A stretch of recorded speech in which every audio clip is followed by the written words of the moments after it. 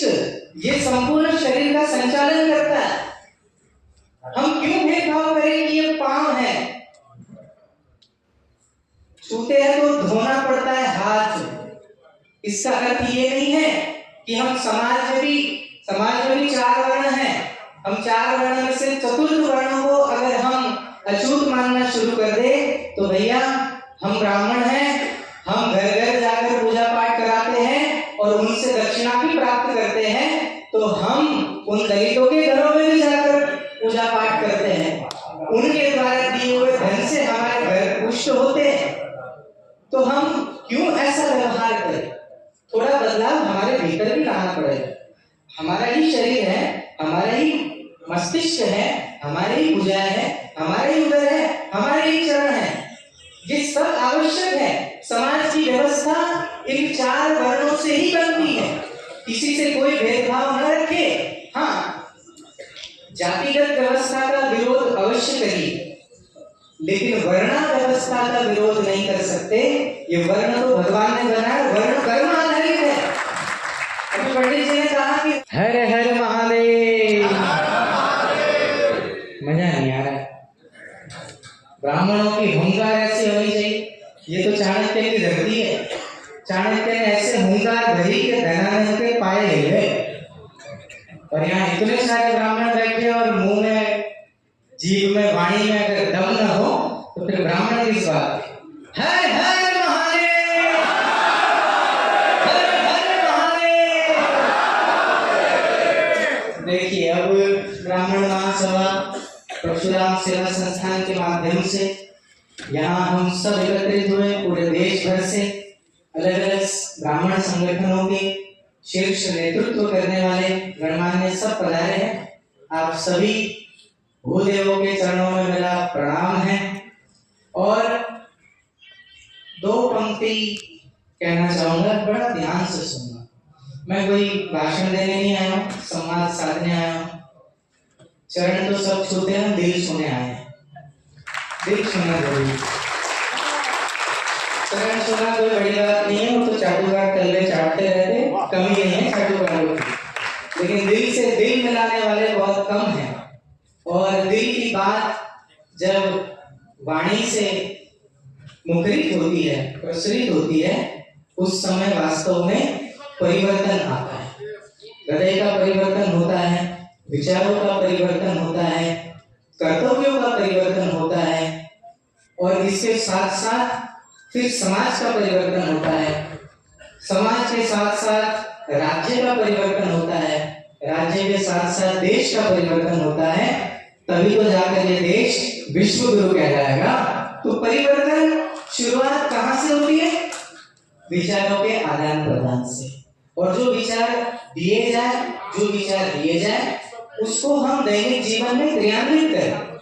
अगर क्रियान्वित नहीं कर पाए, जीवन में नहीं धारण कर पाए, तो भैंस के सामने बीन बजाना और यहाँ भाषण देकर चले जाना एक समान हो जाएगा।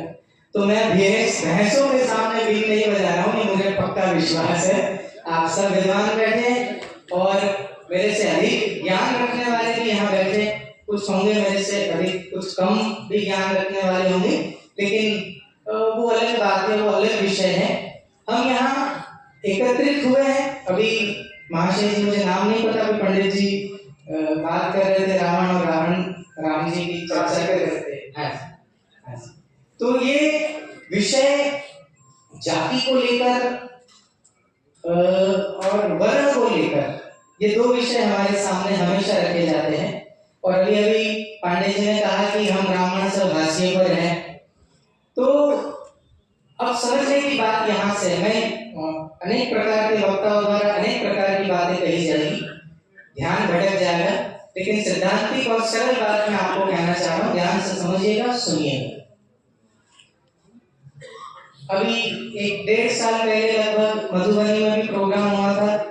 उस समय भी हम आए थे और उस समय जो बात कही थी, वही बात पुनः मैं यहाँ दोहराना चाहूंगा।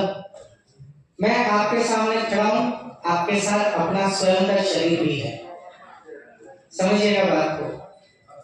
शरीर तो शाश्वत नहीं है, ये एक दिन मिट जाएगा, लेकिन इसके भीतर रही हुई आत्मा शाश्वत है। उसकी कभी मृत्यु हो नहीं सकती, वो अजर अमर है। तो ये सामने आप सबका शरीर भी है, मेरा भी शरीर है। इस शरीर में ही 4 वर्ण देखने को मिल जाएंगे, ब्राह्मण, क्षत्रिय, वैश्य और शूद्र। ये हमारे शरीर में ही देखने को मिल जाएंगे। अब इनमें से एक हाथ कट जाए, एक बाजू कट जाए, चल सकता है, कोई बड़ी बात नहीं। कईयों के दोनों हाथ नहीं होते तो क्या जीवन नहीं जीते? पांव के सहारे जीवन जी लेते। जिनके पांव कट जाते हैं वो क्या हाथ के सहारे नहीं जीते? जीवन काट लेते। लेकिन जहां बुद्धि खराब हुई, मस्तिष्क खराब हुआ, तो क्या जीवन जिया जाएगा? बोलिए ना, क्या जीवन आसान हो पाएगा? बुद्धि खराब होगी तो आगरा का पागल खाना फिर भरा हुआ मिलेगा, पागल खाने भेज दिया जाएगा, गांव में घूमेगा भी, कोई अच्छी बात भी कहेगा तो अरे पगला, उसकी क्या सुनना। तो बुद्धि जहाँ खराब होती है वहाँ हमारा पूरा शरीर का तंत्र खराब हो जाता है, हमारा सम्मान चला जाता है, हमारी कीमत घट जाती है, समाज में कोई वैल्यू नहीं रहती, लोग आवारा निकम्मा समझ लेते, धरती का बोझ समझ लेते। मैं समझाना केवल इतना चाह रहा हूं कि ब्राह्मणों, अपने भीतर की दैवत्व की शक्ति, ब्राह्मणत्व की शक्ति को जागृत करो। ये मैं तब भी कह रहा हूं, आज भी कह रहा हूं कि अगर ब्राह्मणत्व नहीं जगाएगा तो वो केवल और केवल खाली गेंद बना रहेगा। फुटबॉल होता है ना, अंदर से खाली है तो सही, दिखने भर को कि मजबूत होगा, लेकिन फुटबॉल को हमेशा लात मारी जाती है। ब्राह्मण अगर भीतर से खाली होगा तो कोई भी आके लात मार देगा, लेकिन ब्राह्मण अगर भीतर से भरा हुआ हो ब्राह्मणत्व की शक्ति से, तो कोई माइका लाल नहीं है जो आपको लात मार सके। ब्राह्मणों, ब्राह्मणत्व जगाओ। ब्राह्मण माने मस्तिष्क, ये संपूर्ण शरीर का संचालन करता है। हम क्यों भेदभाव करें कि ये पांव है, छूते हैं तो धोना पड़ता है हाथ। इसका अर्थ ये नहीं है कि हम समाज में भी 4 वर्ण हैं, हम 4 वर्ण में से चतुर्थ वर्ण को अगर हम अछूत मानना शुरू कर दे तो भैया हम ब्राह्मण हैं, हम घर घर जाकर पूजा पाठ कराते हैं और उनसे दक्षिणा भी प्राप्त करते हैं, तो हम उन दलितों के घरों में भी जाकर पूजा पाठ करते हैं, उनके द्वारा दिए हुए धन से हमारे घर पुष्ट होते हैं। तो हम क्यों ऐसा व्यवहार करें? थोड़ा बदलाव हमारे भीतर भी लाना पड़ेगा। हमारा ही शरीर है, हमारा ही मस्तिष्क है, हमारे ही भुजाएं है, हमारे ही उदर है, हमारे ही चरण है, ये सब आवश्यक है। समाज की व्यवस्था इन 4 वर्णों से ही बनती है। किसी से कोई भेदभाव न रखे। हाँ, जातिगत व्यवस्था का विरोध अवश्य करिए, लेकिन वर्ण व्यवस्था का विरोध नहीं कर सकते। ये वर्ण तो भगवान ने बनाया, वर्ण कर्म आधारित है। अभी पंडित जी ने कहा कि रावण को हम ब्राह्मण नहीं मानते, अभी कहा है ब्राह्मण नहीं मानते, माने न माने वो तो अपने अपने विचारों का विषय है, लेकिन वास्तव में वो ब्राह्मण तो था, लेकिन अधम ब्राह्मण था, कर्म से हीन हो गया, विषय वासनाओं में लिप्त हो गया, जिसके कारण उस रावण को हम हर साल जलाते हैं। लेकिन जिसने अपने सिद्धांतों की रक्षा की, जिन्होंने अधर्म का नाश करने के लिए शास्त्र के साथ साथ शस्त्र भी उठाए, ऐसे परशुराम भगवान बनकर पूजे जाते हैं।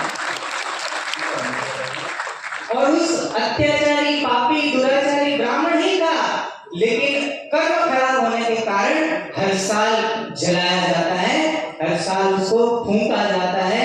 हम ताली बजा के मजे लेते हैं, क्यों? क्योंकि अपने ब्राह्मणत्व से गिर गए। जिस दिन हम ब्राह्मणत्व को जलाएंगे उस दिन, मैंने तो उस समय भी कहा था, आज भी कह रहा हूं, कोई रैया, कोई ये आंदोलन करने की आवश्यकता नहीं, हमारा हक छीनने की आवश्यकता नहीं है। अपनी लकीर बड़ी कर दो, बाकी की लकीर अपने आप छोटी हो जाएगी। ब्राह्मणत्व को जलाइए। एक ब्राह्मण बालक बागेश्वर धाम वाले श्री धीरेन्द्र शास्त्री जी ब्राह्मणत्व जगाया। ब्राह्मण तो हम सब के है, लेकिन क्या वैसा ब्राह्मणत्व जगा है? कैसे जगेगा? हम साधना नहीं करते, हम गायत्री नहीं जपते, हम शिखा नहीं रखते, हम धोतिया नहीं पहनते, हम पैंट पहन के आ जाते, फिर कहते हैं हम ब्राह्मण हैं।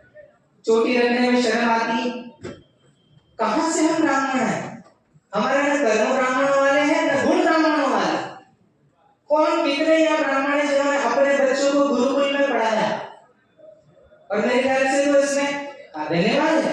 लेकिन जिन्होंने नहीं पढ़ाया गुरुकुलों में, जिन्होंने वेदों की शिक्षा का अधिकारी ही नहीं समझा अपने बालकों को, और आधुनिक शिक्षा तो पढ़ाकर वकील, डॉक्टर, इंजीनियर, नेता आदि तो आपने बना दिए, लेकिन अगर धर्म का ज्ञान उनके भीतर नहीं है, आरती ऐसे घुमाए कि ऐसे घुमाए, इतना भी ज्ञान नहीं है, तो फिर कैसे हम ब्राह्मण अपने आप को बोल दें? बताओ, है कोई जवाब? मैं ये नहीं कहता आधुनिक शिक्षा मत दो, वो भी आवश्यक है, लेकिन जिस समय कोई बहुत बड़ा डॉक्टर, कोई बहुत बड़ा वैज्ञानिक हो और धोती पहनकर, तिलक, जनेऊ धारण करके जब किसी वैश्विक मंच पर खड़ा होकर जब वो आध्यात्मिक वैदिक बात करते करते, वैदिक वाणी का उद्घोष करते करते जब वो सैद्धांतिक फार्मूले बताएगा, तो उस समय भारत का गौरव और ब्राह्मणत्व खिल उठेगा। ये देश विश्व गुरु बनकर रहेगा। लेकिन कब? जब हम अपने कर्तव्यों का पालन करें। आज हम यहाँ इकट्ठा हुए, बहुत उत्तम बात है कि हम सब हमेशा, आशुतोष जी वास्तव में धन्यवाद के पात्र हैं कि कुछ नहीं देखते, हाथ में धन है नहीं है, शरीर स्वस्थ है नहीं है, इतनी बड़ी आपदा घर में आई, माता जी का बीमार पड़ गई, इलाज के लिए धन नहीं था इनके पास, स्वयं शरीर से पीड़ित है, शुगर की बीमारी है, कभी कभी इतनी शुगर बढ़ती है कि चलना फिरना मुश्किल हो जाता है, धुंधला दिखना शुरू हो जाता है। लेकिन इतना सब आर्थिक परेशानी होने के बावजूद, शारीरिक परेशानी होने के बावजूद संकल्प इतना ऊंचा और इतना अड़ी है कि ब्राह्मणों को मैं एक करके रहूंगा और इनके सुख दुख में हम हमेशा साथी बने रहेंगे। इस पवित्र विचारधारा के साथ वो व्यक्ति लगे हुए हैं, कुछ नहीं देखते, लगे हुए, वो हमेशा सबको इकट्ठा कर लेते हैं। लेकिन आज 17 साल लगभग हो गए ना, 18 साल हो गए, कोई छोटा मोटा समय नहीं है। 18 साल जिन्होंने अविरत हम सबको एक बनाए रखने के लिए प्रयत्न जारी रखा है, आगे भी जारी रखेंगे, तो हमें भी इनको साथ देना चाहिए।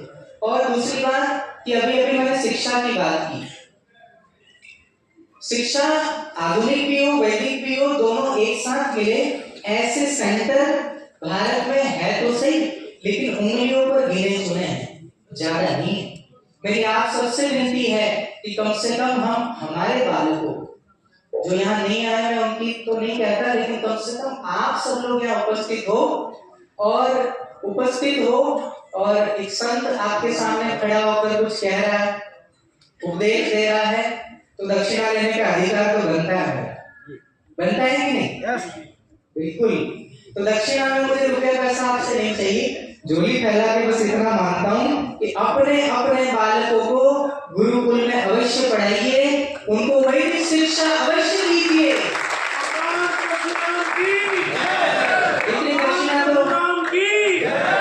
इतनी दक्षिणा तो आप मेरी झोली में डाल सकते हो कि नहीं डाल सकते?